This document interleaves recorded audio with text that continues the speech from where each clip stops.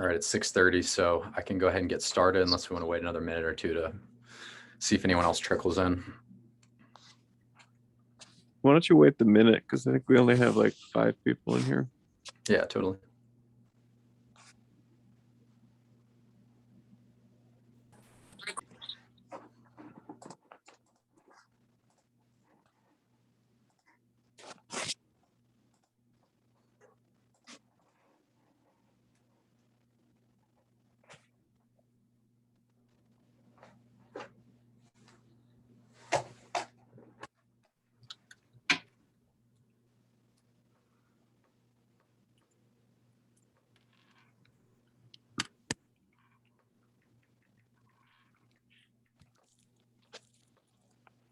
All right, I think you can go.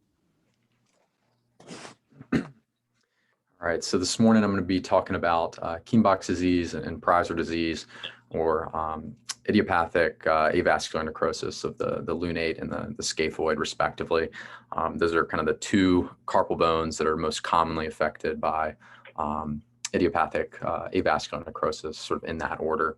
Going to spend a little bit more time talking about Kienbock's disease, and then ultimately we'll spend just a little bit of time at the end of the presentation talking about Preiser disease. As far as a quick overview of the presentation, for both disease processes, I'm going to just kind of briefly introduce them, talk a little bit about the etiology of the disease, talk about how the patients with them will present and how the diagnosis is made, and then discuss the different classification systems and then their implications on management. And then we'll talk about some of the different treatment options and some of the literature that's associated with outcomes. We'll spend a little bit more time with some of the treatment for earlier stage disease before patients get into more salvage type procedures, kind of more specifically talking about some of the vascularized bone grafting options. And then I'll just kind of quickly summarize each disease process too. So we'll start by going through Kienbock's disease, or again, idiopathic osteonecrosis, the lunate. It's kind of a condition that's pretty well recognized, but ultimately not that well understood. The name Kienbock's disease, it's derived from Robert Kienbock, who was an Austrian radiologist and is considered to be the person that first described the radiographic changes of osteonecrosis, the lunate, back in the early 1900s. Like I said, there's still a lot that isn't totally understood about Kienbock's disease, but the etiology is sort of felt to be multifactorial, and there are a number of different factors that are felt to interplay and contribute to its development. So the first kind of, sorry, the slides are jumping around a little bit on their own. The first factor that's kind of associated with Kienbock's disease is kind of differing patterns of vascular perfusion, and that's sort of cited as being one of the predominant causes. And there are different patterns that exist, and they're cited as having sort of differential incidences of AVN. The lunate itself typically has both a palmar and dorsal blood supply. However, in about a quarter of patients, they might only have a singular palmar blood supply, which is considered to be predisposing for Kienbock's. Additionally, there's a couple different intraosseous branching patterns that exist, specifically the Y, X, and I-type pattern. The I-type pattern, which is pictured on the right, is considered to be more predisposing because it has more limited intraosseous branching, and that type's found in about a third of patients. Another sort of vascular phenomenon that has been kind of associated with Kienbock's is any sort of disruption of venous outflow can cause increased intraosseous pressure and lead to osteonecrosis. There's also some biomechanical and kinematic factors that are felt to contribute. Probably most notably, patients with ulnar negative variants. That's kind of one of the classical findings with Kienbock's disease. And the contribution there is because the ulnar negative variants leads to increased radiolunate contact stress, which can be sort of especially problematic in patients with a more marginally perfused lunate. Similarly, decreased radial inclination has also been associated for the same reasons. There's also some different sort of morphology of the lunate and the capitate that exist, which have been tied to the development of Kienbock's. So the presentation itself can be variable, but the classically described patient is typically male, aged 20 to 40. They're more frequently manual laborers. It more commonly occurs in patients' dominant hands. And typically the presenting symptoms are dorsal wrist pain, swelling, and complaints of decreased range of motion or decreased grip strength. The diagnosis is really made by correlating the physical exam, the history, and then the imaging findings. And X-rays, CT scans, and MRI sort of all have some role in the evaluation of Kienbock's disease. Sometimes noting just sclerosis of the lunate on X-ray is enough to kind of help clue you into the diagnosis. But in some patients, especially in like the earlier stages of disease, they may not demonstrate this finding yet. And so in patients that have sort of unexplained wrist pain, especially in the setting of ulnar negative variants, an MRI should be considered to evaluate for the existence of Kienbock's in the absence of those radiographic changes. And then the role of CT is really sort of in defining the bony integrity of the lunate, and it's sort of frequently cited as resulting in an upstaging of Kienbock's disease with identification of lunate collapse that might not be recognized on X-rays alone. So the most frequently utilized classification system for Kienbock's disease is it's called the modified Lichtman classification, and it really consists of 4 stages that sort of characterize the changes that are seen within the lunate and then the surrounding carpal bones, and it also sort of roughly helps to guide disease management. On the top right of the screen is the original paper that described this classification system back in 1977. And interestingly, it was described in a paper that was primarily talking about silicone replacement of the lunate, which has since been abandoned. And then the paper in the middle from 1993 by Dr. Lichtman as well was kind of the modification to that original classification system that sort of delineated stage 3 disease into types A and B, depending upon the presence of associated carpal instability. So to quickly go through the disease stages, and then I have some kind of corresponding imaging for each. Stage 1 is typically patients with normal X-rays whom the changes are only able to be seen on MRI. Stage 1 disease is frequently managed with immobilization and then anti-inflammatory medications. Stage 2 disease is primarily characterized by patients who developed sclerosis of the lunate, but have yet to progress to real collapse of the lunate. And then stage 3 disease is characterized by that lunate collapse. And then, as I mentioned before, it's really divided up into types A and B based upon the presence of associated carpal instability, which should be addressed with treatment, the respective treatment option that's decided to be undertaken. And I guess more specifically, that difference is between types A and B is defined by scaphoid flexion with a radius scaphoid angle of greater than 60 degrees. And then finally, stage 4 disease is characterized by pretty like more severe collapse of the lunate, and then the development of arthritic changes in the midcarpal joints or in the radiocarpal joint. At that point, surgical options are really limited to salvage type procedures or total wrist fusion. And then this sort of illustration, I think, does a pretty good job. It's kind of a cartoon but it does a good job illustrating the stages of disease and breaks up the top row into some of the earlier stages and then the bottom row into the later stages of disease. So there's a bunch of different treatment options that exist in the literature, kind of broke it down based upon the conservative treatment modalities, which again are immobilization and then NSAIDs.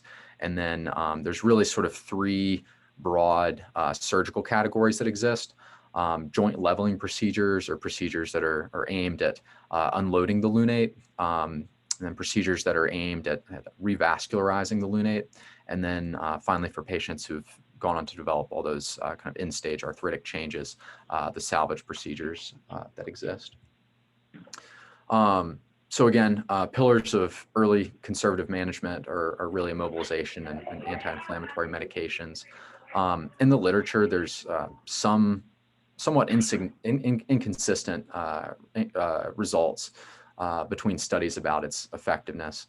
The study in the top by Fujisawa et al., they reported good symptom improvement or even resolution with conservative treatment, whereas some other studies, like the one in the bottom by Keith et al., sort of detail how conservative management is kind of typically leads to a predictable decline in patients' function clinically, and then also in the radiographic appearance of the disease.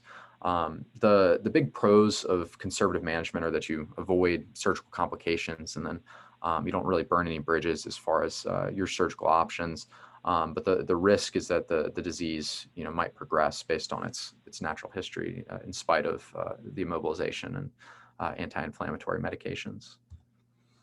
And then in sort of beginning to discuss some of the surgical options, surgery is typically more indicated for patients with stage 2 disease or greater, or patients who have failed a trial of conservative management. One of the first line treatment options is typically a joint leveling procedure. And again, that's to sort of decrease that radiolunate contact stress, especially in patients with more significant ulnar negative variants. But there are some other options for reducing that force that's transmitted across the lunate. In patients with ulnar negative variants, a radial shortening osteotomy is typically preferred over an ulnar lengthening with bone graft. The goal of that treatment is usually to restore patients to kind of neutral or about 1 millimeter of ulnar positive variants. And then at the bottom, there are also some things described about capitate shortening, sometimes with capitohamate fusion for patients who are ulnar positive. There's some reasonable short-term outcomes for that, but certainly fewer long-term studies in comparison to radial shortening osteotomy. This is one of the longer-term outcome studies that looked at radial shortening osteotomy for patients with Kienbock's disease. The mean follow-up in the study is about 15 years, and the authors also compared patients' results at 10 years to their results at 5 years to kind of assess the durability of the treatment effect. And the authors found that the functional improvements in range of motion and grip strength and pain were pretty well maintained, and patients had really good or excellent function based on the functional outcome scores. The next category of procedure to kind of go through are interventions that are aimed at revascularizing the lunate, which is generally considered to be an option before the 3B stage of the Lichtman classification. There's a couple different pedicle vascularized bone grafts that are described, but the most common one is probably the 4-5 extensor compartment artery. We'll look at some evidence of its use on the next slide, but there's some other options available too.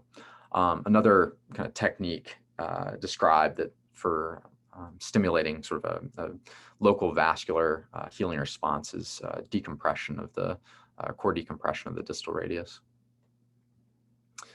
So this paper was a study out of the Mayo Clinic in 2006, and it looked at outcomes of patients who underwent treatment with a 4-5 extensor compartment artery vascularized graft.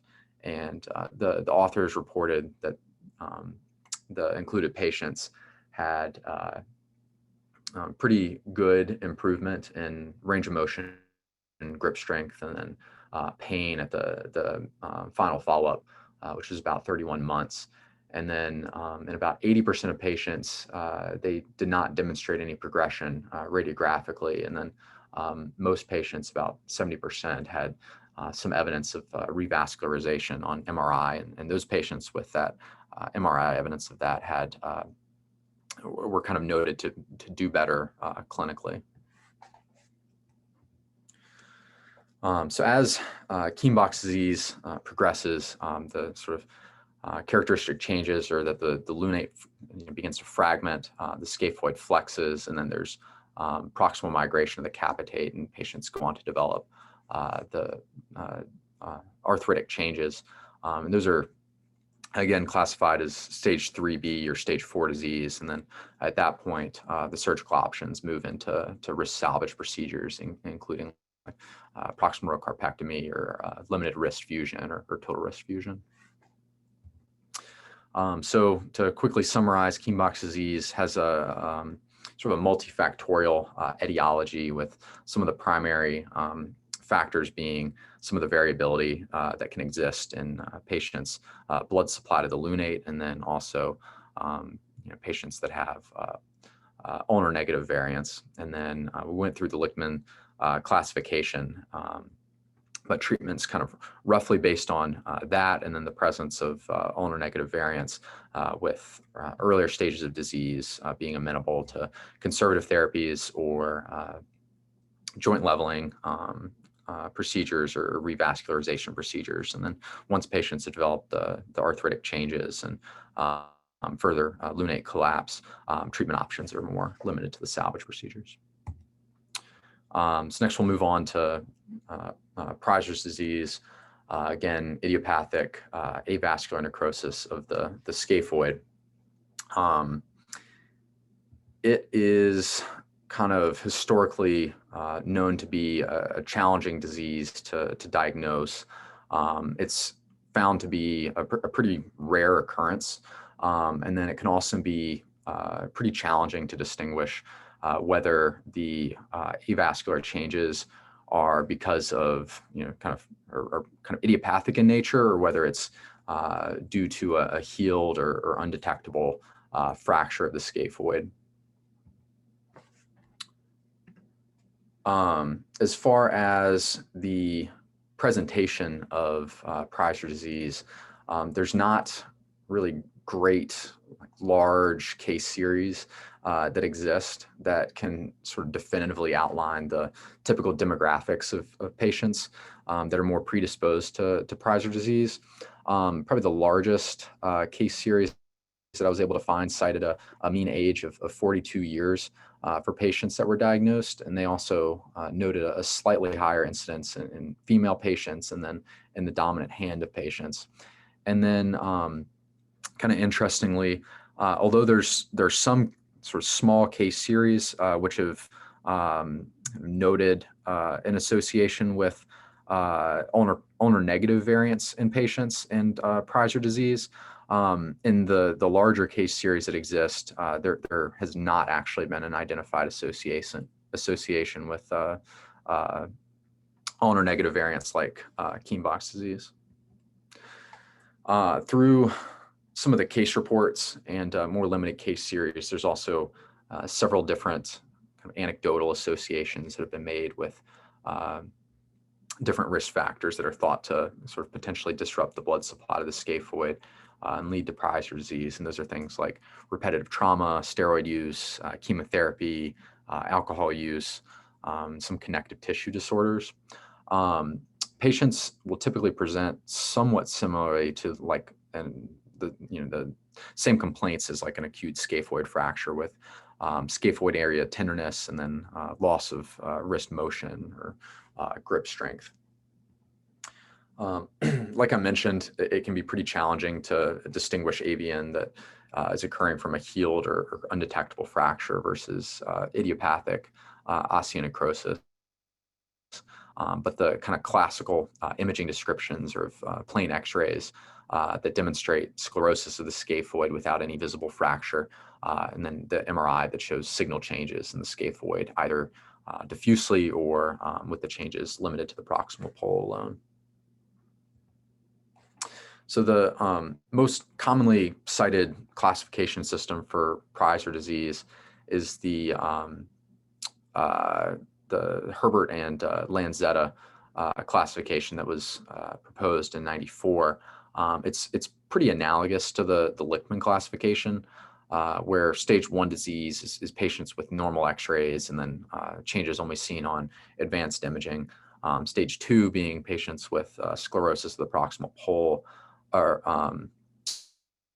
the scaphoid diffusely, and then stage 3 being when patients begin to have collapse or fragmentation, and then stage 4 when patients have developed sort of progressive arthritis. And then there's also kind of a classification system that was described by Kalanov in 2003 that sort of just delineated whether patients had diffuse involvement of the scaphoid versus changes limited to the proximal pole. And that was felt to be, kind of an important distinguishing feature in that patients with changes limited to the proximal pole are felt to have a more favorable clinical course and outcome. So early stage disease is typically seen as being potentially reversible, whereas later stage disease is considered to be more irreversible. And so treatment typically reflects that. There's a number of different treatment options that, again, have been proposed, but the most common modalities for early stage disease are just conservative therapy and some different vascularized bone grafting options. And then again, later stage disease, typically things like proximal carpectomy or scaphoid excision, and then four-corner fusion. So again, because this is somewhat of a rare condition, and it's also challenging to kind of define and diagnose for the purposes of studying it clinically, there's not a lot of high-level literature, really any comparative literature that's looking at outcomes. So I'll just kind of go through two studies that are kind of more frequently cited after revascularization procedures. One is this series of patients out of the Mayo Clinic who was treated with vascularized bone grafts, and they reported somewhat modest results. All the patients that were treated had reductions in pain, and they had sort of relatively preserved motion and grip strength. And then on MRI, they showed some evidence of revascularization of the scaphoid in all patients, but the revascularization was somewhat limited, and that it was often incomplete in the proximal pole region. The authors kind of ultimately concluded it was reasonable to attempt vascularized bone graft options for patients with early stage disease. Another study that is more frequently cited and was maybe a little bit more encouraging about the vascularized bone grafting options was this study by Lenore et al. From 2012, and it had a small series of their own patients and then kind of combined it into a review of the literature of about 126 patients. And this was sort of the largest review of outcomes for Preiser disease that I could find in the literature. But the authors typically reported more encouraging results with vascularized bone grafting compared to conservative therapy in the early stages of disease. And they kind of felt that conservative treatment for Preiser's disease was sort of typically associated with an unsatisfactory functional outcome, and that patients often worsened. In contrast, they found that patients that received a vascularized bone graft sort of improved radiographic, or they stopped disease progression, or they improved radiographically about 60% of the time. And then they also kind of detailed some of the effects of treatment with salvage procedures, and considered proximal rocarpectomy to be a pretty effective procedure at relieving pain for patients with later stage disease. So to quickly summarize Preiser disease, again, it's diagnosis of it is pretty challenging. It's also a pretty rare condition. And then the staging system by Herbert and Lanzetta kind of roughly correlates with disease treatment prognosis. Based on some of the larger sort of case series, vascularized bone grafting seems to be the best option at halting or reversing progression of early stage disease, although conservative options are out there. And then finally, again, for later stage disease, you're more limited to salvage procedures. And that's what I have. I'm happy to help facilitate any further discussion or answer any other questions. Good job. It's cool that you can get this talk, especially given that you and Jared had that recent paper on this topic. It was very well done. Thanks. You know, in our, I think I just got something into PRS that basically looked at conservative therapy for these folks, which there are a couple papers on for both Kienbock's and for Preiser's, but in our experience with these folks, there's a difference between radiographic disease progression over time and clinical disease progression. And we saw that basically people will basically advance by about a half a stage radiographically per year. But despite that radiographic disease progression, the actual patient's subjectively reported pain, grip strength, and functional parameters didn't seem to progress to the same extent. So usually, like after a year, patients' pain levels were going from somewhere around 7 to somewhere around 1, and that people's grip strength went down by about a third, but then stabilized at a year. So the question we were raising was like, no one's ever directly compared operative intervention in these folks to conservative therapy in a kind of randomized controlled way or in any controlled way. So I'm not really convinced. I know we changed the appearance of the radiographs and we sort of modify progression with surgery, but I don't even know that that's would show an advantage over just waiting folks out for their pain to sort of burn out and then seeing how they do.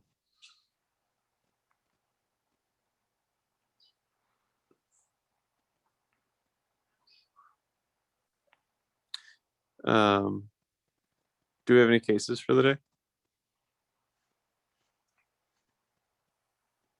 I have one I can show. Go for it.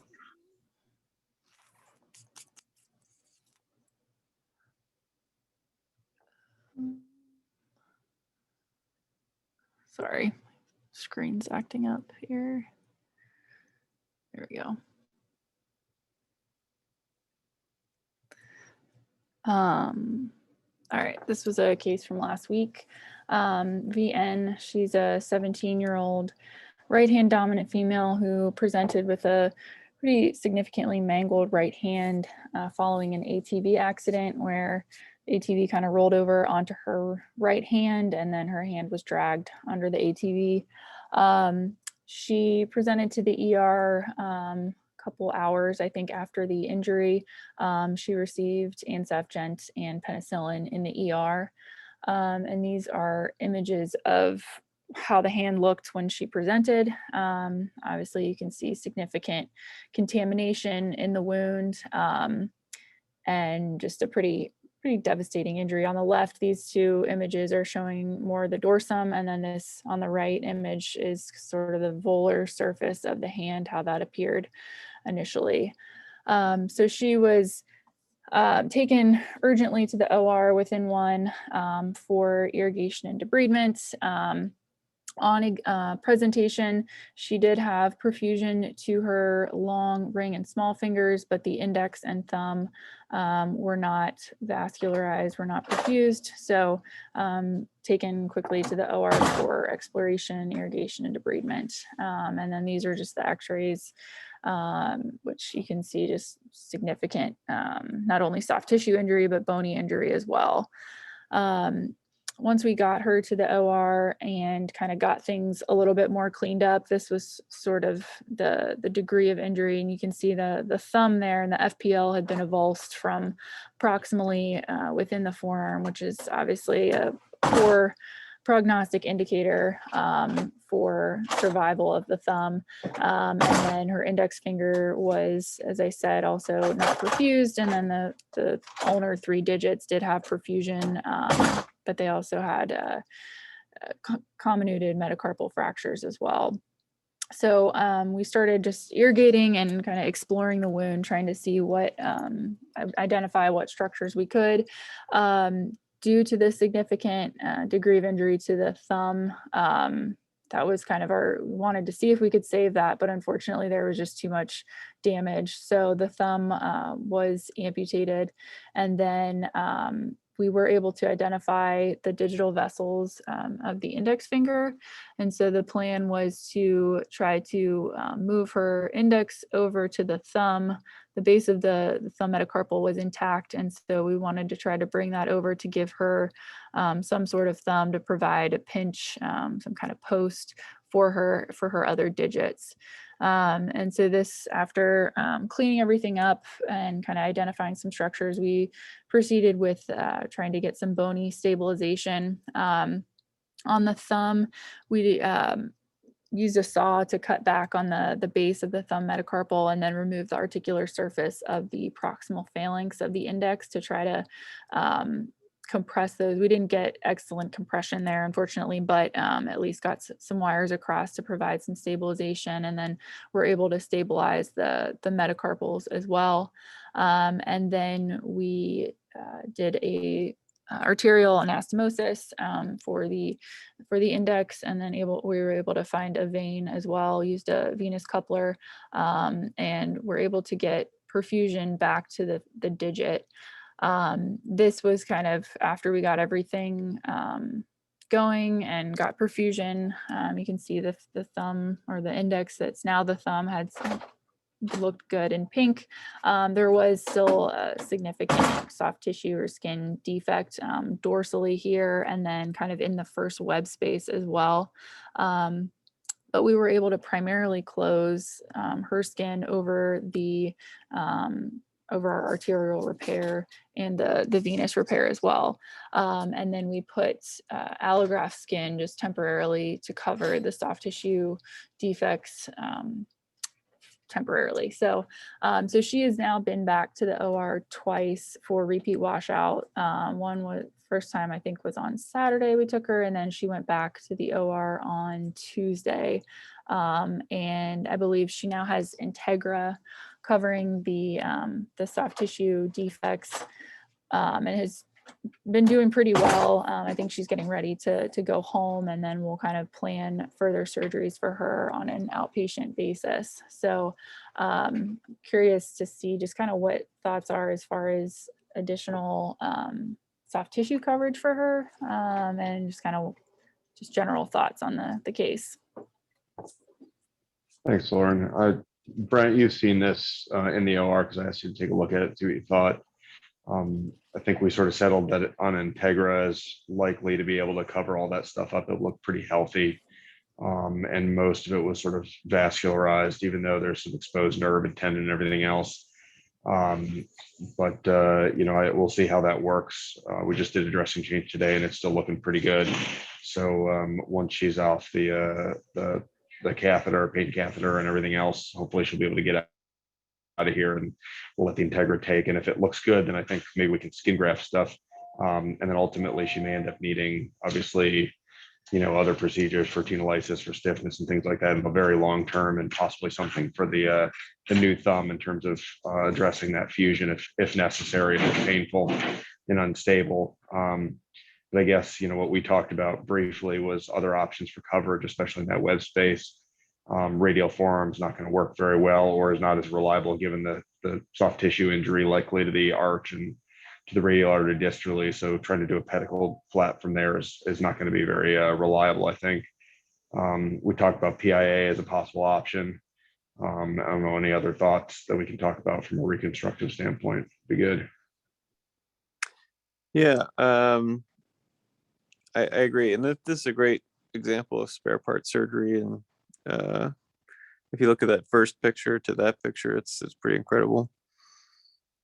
Local flap options for this, I agree that traditional reverse radial forearm would be tough given the vascular injury to the hand at that level. PIA obviates that by going on the backside. Alan Bishop described a radial artery perforator flap that just relies on perforators in that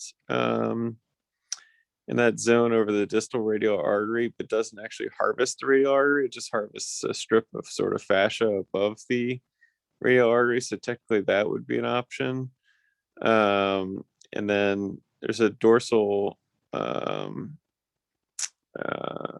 there's like basically a distal ulnar perforator flap that you could use that may be able to get to that sort of area on the dorsum, but I don't think it would cover that kind of neo first web space and palmar issue. So then, if those options aren't, I think of those options, PIA would probably be best, but if that wasn't adequate or didn't get what you needed, you'd probably be looking at a free flap, which is challenging given the fact that you've already sort of plugged the thumb into something up there. But you can do it. You think like lateral arm or something like that, or something different? Yeah, something thin. Yeah. Radial forearm, lateral arm, gracilis. Yeah. All right. Well, we'll try to update, see how she does. Hopefully, Week. hopefully Integra just takes and makes things simpler. Do Yeah. something local. Cool. That's a great case though. All right. Thank you, guys. Thanks.